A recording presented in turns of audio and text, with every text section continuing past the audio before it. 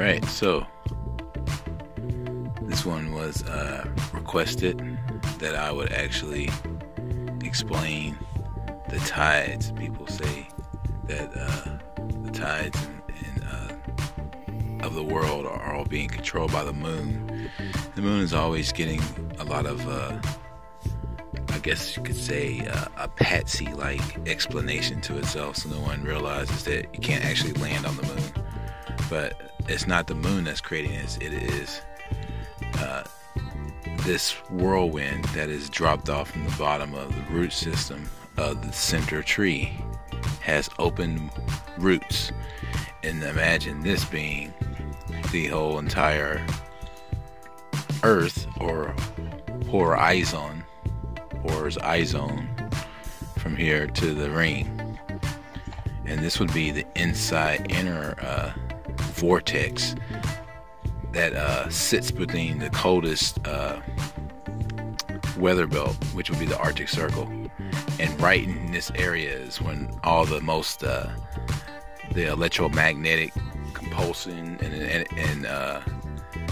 then when you look at South America, the water system that bottoms out here comes up here on this side, and also on the Bermuda Triangle is where they're saying this water vortexes itself back, because it's got to go between two different planes, and if it's doing that, it's got to be coming back on another end.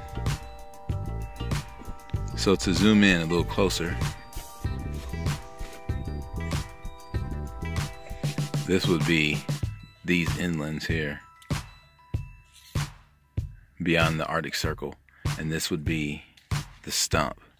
The stump, which holds the green entity that we call the smoky god, has holes in the bottom of the root system, and it literally bottoms out from this parallel dimension down this chute into the alternate dimension, which is the kingdom of the black sun. That's what they're calling this place. So the light sun sits up here in this plane, and beneath the bottom plane you have another sun, which I call the black sun, which looks kind of like this. So all these symbols, they all mean different things.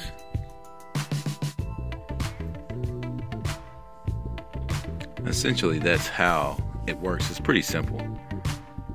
It all bottoms out and all gets sucked into these four areas here, where if you read the map, it's in Dutch, and there's one in German.